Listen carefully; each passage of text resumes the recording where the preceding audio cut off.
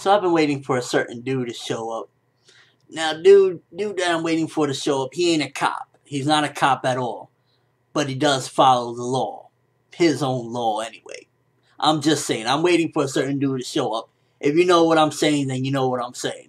Alright, so One Piece episode 583. I felt like this episode really was just showing a little bit more into Nami and how her past makes her who she is. And yeah, that's probably going a little bit deep with it, but, you know, for her to turn around and say, no, I want to save these kids, even when she keeps fighting, you know, I'm a pirate, I can't, her past won't let her, and that's what makes her a woman, and that's what makes her human, and that's what makes her more of a relatable character. And I love when Oda throws stuff like that in, like real world challenges, like even though she's whatever she may be at the moment, her past still comes back, and it makes her it makes her who she is, a kind-hearted person. Now, here's the thing that made me wonder, and this is not to say that Robin is any less of a woman than Nami or anything of that nature, but I was just curious.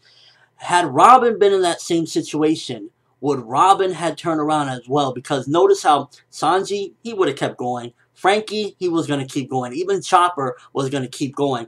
But Nami's woman side kicked in, and you know, her motherly instinct, I guess you could say, was like, no, I gotta stop. I can't just leave these kids like this. Would Robin had done the same? Now Robin does have, you know, she has a terrible past as well. She's been through something like that, and I think she kind of would have, but at the same time, Robin is a little more I want to say tougher than Nami in certain aspects, and that she's probably more pirate-like than Nami in her own way as well. Like, you know, Nami's a thief and everything for money, but Robin, I feel like she's a little more like, you know, no, I gotta follow the guys, I gotta keep going. But at the same time, I think she would have stopped as well, but like, that just really had me wondering, like, would the womanly, motherly side, motherly instinct from both of them kick in, or was it just because of Nami's particular, you know, she's had an experience of being a prisoner to somebody, Arlong, and that's what really grabbed her. I mean, Robin, you know, she's been through hell as well, but that just really had me curious as far as, you know, them just being women in general, being challenged with a situation like this with these kids that, you know, they're begging, they're crying for help, please help us.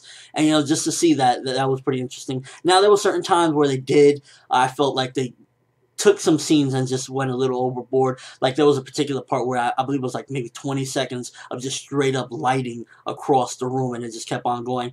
And I felt like that wasn't really necessary. They added little things to like stretch out the content for the particular episode. Sometimes it works, sometimes it doesn't. Well, there was some particular scenes where it just didn't, and it felt like, you know, they were dragging things on. I like to see that Luffy and them are on the move, though. They're getting ready to head out, or they're already heading out, and they're heading to the island, so that's pretty cool. And probably the most funniest part was literally the very ending with Brook. That shit was freaking hilarious, where he's like building snowman, singing, and then somebody's cutting it up, and he's like, hey, what's going on? What's going on? That shit was freaking awesome. I love that stuff. And then it's just a torso attacking him. Obviously, anime only viewers, you can tell that that's connected to the same dude, where his head and, you know, all his body's been dislocated. So that it was just freaking hilarious to end the episode on a note like that. You know, sometimes you end the episode on an epic note, like, oh shit, on a cliffhanger note, oh my gosh, what's gonna happen next? But to end it on a funny note is pretty cool too. And I was just laughing, like, Brook, you know, he's a skeleton, and yet he gets scared by that. You know, genius comedy right there, hilarious. And yeah, overall, pretty decent episode. I give it anywhere from a 3 to 3.5. Nothing, not too much really happened. You know, mostly them, Nami's conviction and her changing her mind, even though she wanted to like be strong and like, no, you know, we gotta get out of here. We can't help ourselves right now. But her turning around was pretty cool. And also seeing Sanji use his Diablo Jamblet was really cool as well. You know, they put nice animation for that particular part. And yeah, there was some cool parts to the episode, but for the most part, I felt like they could add a little bit more. I know they're trying to keep on a certain pace for, you know, so they don't catch up to the manga, but I feel like sometimes they could add a little bit more. And yeah, so I give this episode around 3 to 3.5. Not too spectacular, but it did have its moments. And just to see that Nami is actually, you know, she's a woman at the end of the day. Obviously, we know she's a woman.